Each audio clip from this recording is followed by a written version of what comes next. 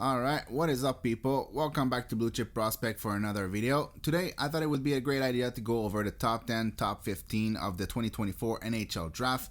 I know it's very early and I know it's going to change a lot over the course of the season, but we have the Hlinka Gretzky that happened not too long ago, the Summer Showcase, and we also have last season that we can take into account. So yeah, let's see what it is. So without further ado, let's get this started right away. Alright, so first thing first, I wanted to start with the honorable mention. I didn't want to do a top 15, I really wanted to do a top 10, but many players I wanted to include, I just couldn't because there's no space. But I have a tier that goes from about 7 to 16. Obviously, it's very early and I have to deal with the information that we have, but some players like Sam Dickinson and Adam Jiricek are both players that I would like to see more offense before I put them into a top 10, but others like Maxim Mosse, Henry Muse, Michael Brandsegg-Nygaard, Kirill Haryu, or Zane Perek, who I already made a video on last season, they probably all deserve a spot in the top 10.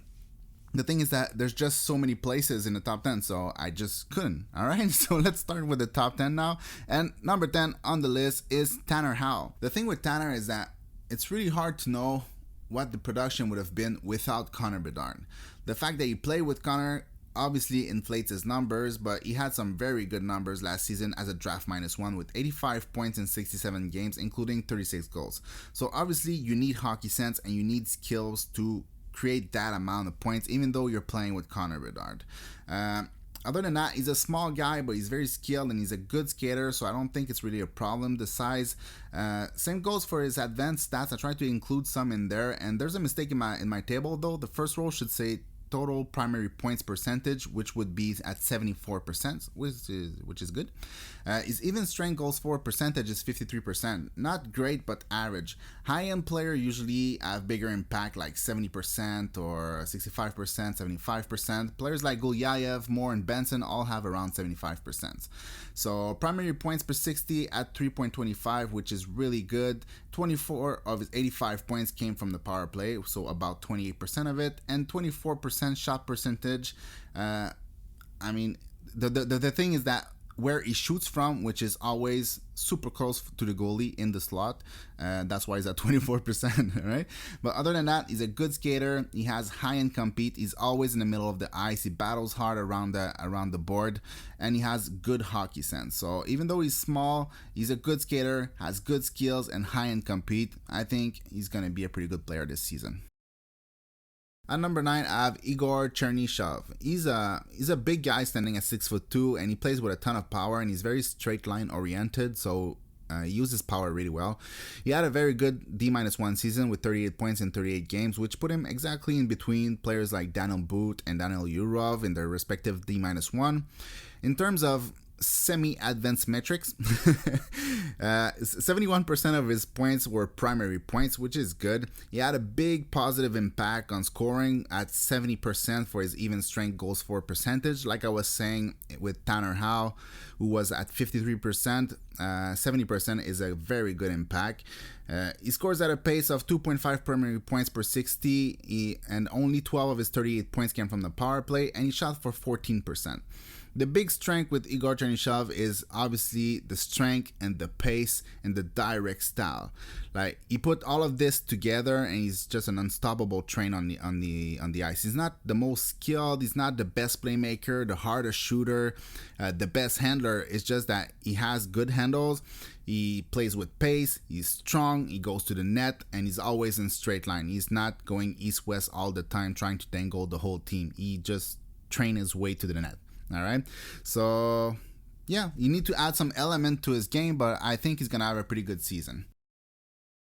So at number 8, I have Ryder Ritchie. I know it's a bit high for Ritchie. Not a lot of people have him in their top 10, which is understandable, but I think he had a pretty decent season last year, and he had a very good Hlinka Gretzky like just a couple weeks ago. So I really liked the way he played. I thought he was dominant and he was putting all his skills together, which is a good sign for this season.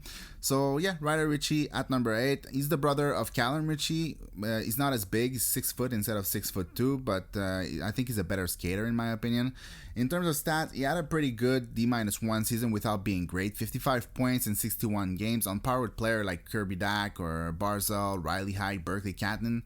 In terms of advanced stats, something that's important to understand is that he played for the Prince Albert Raiders. which seems like an important note here because they were very, very, very bad.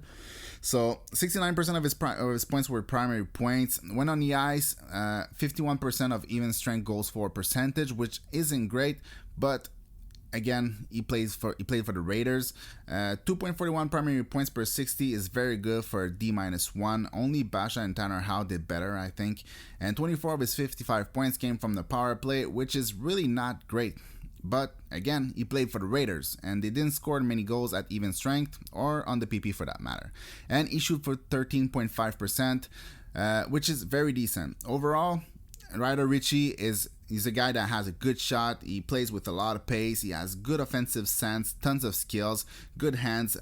He's going to be a good scorer this season. That I'm pretty confident. I think he's probably going to have a better season than his brother had, but at the same time, it's hard to say because he plays on the Raiders. But yeah, I'm confident that he's going to be pretty good. At number 7, I have Konsta Helenius. Helenius is an average size player standing at about 5'11" to maybe 6 foot. He's been a very highly touted player for a good while now, and he's been very good everywhere that he's been. In terms of scoring stats, he scored 11 points in 33 games as a 16-year-old in Liga, averaging about 12 minutes of ice time with barely any power play. He also scored 6 points in 5 games at the U18s and also did very well in the summer showcase. In terms of advanced metrics, I was surprised to see that he has a 69% even strength goals for percentage. For people that don't know what that means, it means that if a player is on the ice for a total of, let's say, 100 goals, and that is combining the goals for and the goals against within a season, well, that means that his team would score 69% of those goals, meaning 69 out of 100 goals would be scored by his team when he's on the ice. I don't know if I made it clearer. That's the way I can explain it. Also, 55% of his points are primary points, but he's in Liga at 16, so it doesn't really matter much. 0.86 primary points per 60, again in Liga. 0 points on the power play. He didn't play much. And a sub 8% shot percentage, which isn't great, but again, 16-year-old in Liga. I don't expect a lot more than that. Helenius is a very good skater. He's not the biggest, but he's a very good skater in terms of speed, in terms of agility, in terms of explosion. He's very good at exploding into space, like finding the space and getting there quickly. His main strength is probably his playmaking. He's not the best shooter, but he's very, very good playmaker. He has great vision and he has the skill to execute on very high-end passes. And he competes really hard too. He's not afraid to play within the middle of the ice. He's not afraid to battle along the board. Yeah, I think he's gonna be really good. He's gonna have a very good season, and like I said, he's been touted for a very long time, and I'm excited to see what he's gonna be. At number 6, I have Berkly Catton. Catton is another average size player standing at 5'11". He had a very good draft -1 season in the same vein as Ryder Ritchie with 55 points in 63 games. He recently exploded at the Hlinka Gretzky Cup, being one of the most productive player of the tournament with 10 points in 5 games. If we dive deeper a little, 69% of his points are primary points, which is very good. His even strength goals for percentage took a good hit, 37%, but considering his team won only 15 games on the whole season, I think his stats were a little bit impacted by that. 2.1 primary points per 60. Only 18 points came from the power play, and he shoots for about 11.3%, which is decent. The main strength for Catton is definitely his skating and his high-end puck skills and vision. He's a very good skater in every direction, a bit like Helenius. He has good speed, good acceleration, good explosiveness, and good agility in every direction. His hands are really good. He's a very smooth puck handler. I think it's going to get even better throughout the season, but yeah, he can execute on very high-end plays because he can make a lot of defender miss all the time with his hands. And when he's paired with good players like he was at the Hlinka Gretzky, I think he can really explode offensively. So I'm really excited to see where he's going to be this season.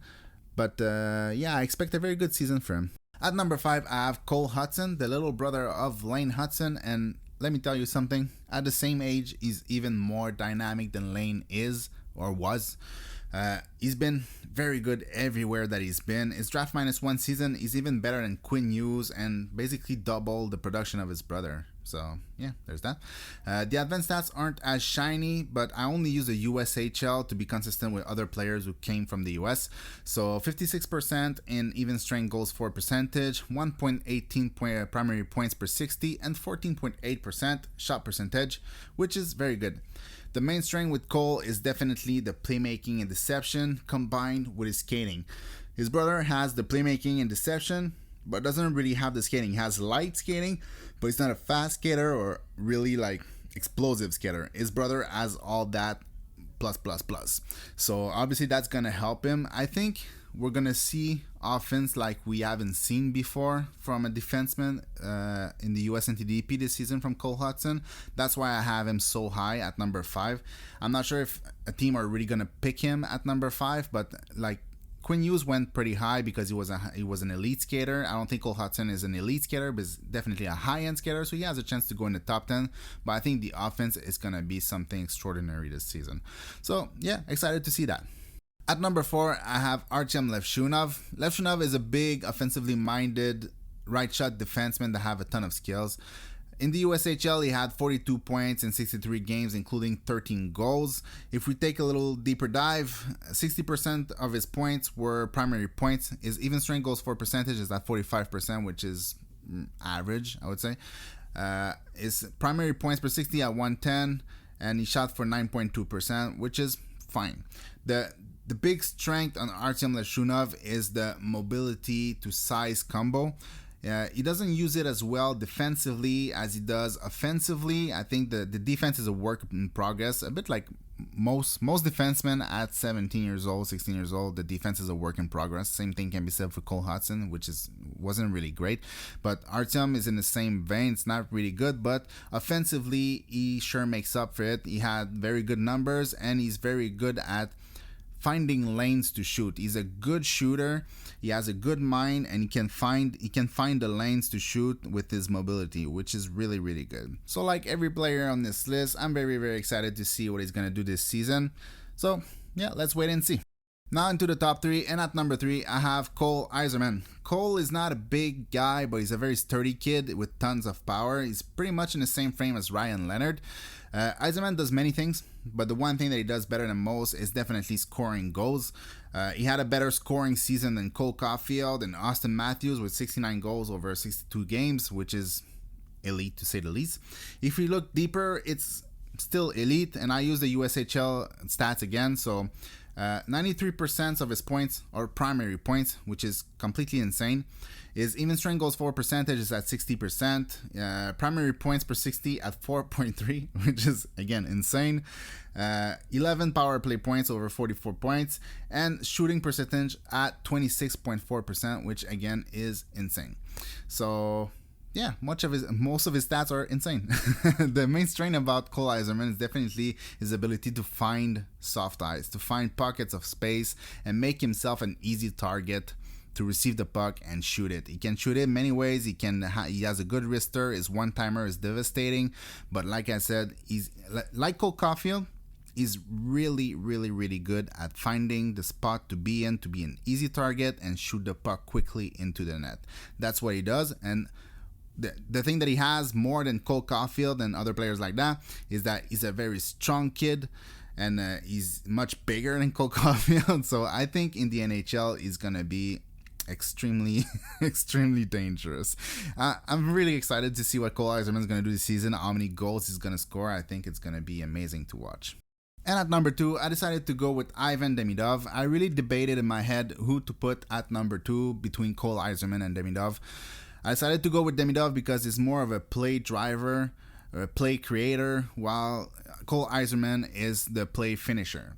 So I think it's more important to have somebody who can create all the plays and also finish than have the guy that is mostly the finisher of the plays. So that's why I put him at number 2. So anyway, Ivan Demidov is an average size offensive dynamo. In terms of stats for a draft -1 player in the MHL history, there's Mishkov, who is in a league of his own, which is to be expected because Mishkov is just something else. And then there's Demidov. So yeah, it's really good. 64 points in 44 games is just phenomenal. For 1.45 miles per gallon. What did I write there? Little parenthesis, I stopped writing script because when I do top stands and stuff like that, I have to write like 6,000, 7,000 word scripts in a language that isn't even my first language. So it takes me a lot of time. I decided to just stop doing that. So the next couple of videos might be a little bit rough around the edges, but it is what it is. So I just write pointers, and now I wrote 1.45 miles per gallon, but I'm pretty sure that I meant point per game. Like, I'm pretty sure. So anyway, 1.55 point per game in the MHL is phenomenal as a 16-year-old. If we dive deeper a little bit, 76.6% of his total points were primary points. His even strength goals for percentage at 73.4%, 3.9 primary points per 60, and shot for 11%. So really just elite stats all around. The main strength for Ivan Demidov is really everything. Everything is really good with him except the skating. The skating is a little bit it's getting there. Like he's not a bad skater. I think he can get up to speed, he can accelerate, he has some agility, but he skates a bit like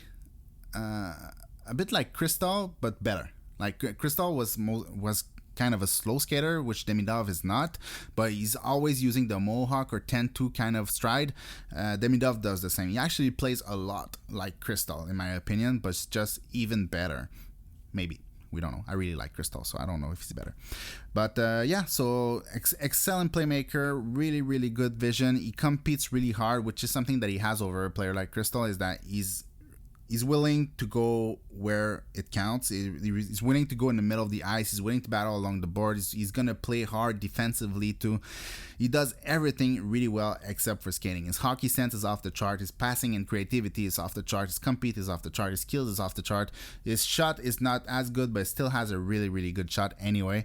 So yeah, I think if there's one player that can push Macklin Celebrini off the first place is Ivan Demidov, but it's not gonna happen because he's Russian and he's not a center.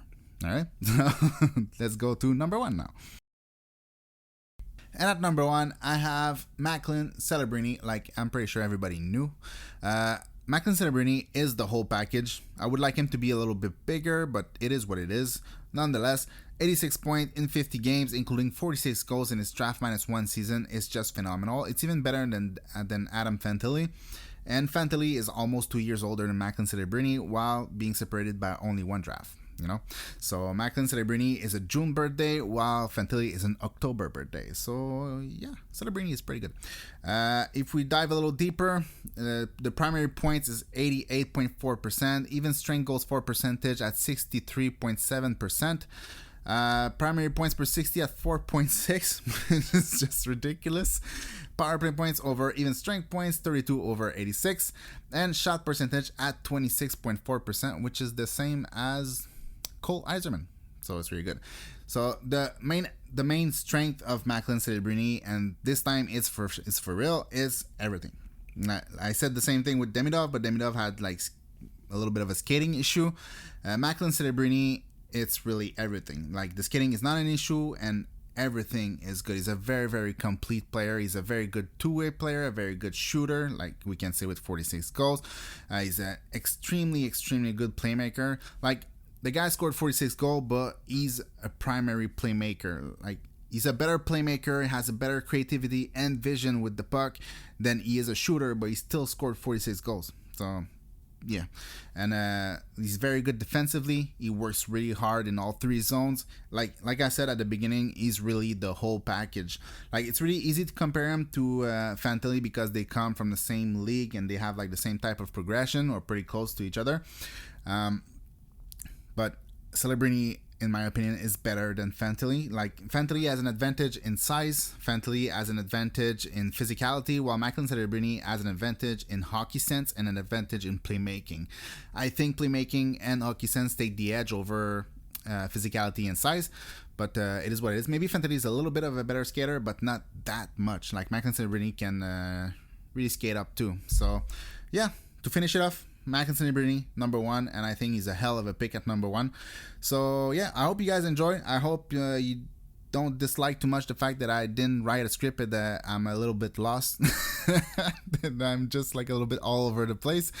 But it's gonna get better with time. I just need to practice, so I'm practicing now. All right, have a good one. Hope you enjoyed. See you in the next one. Peace.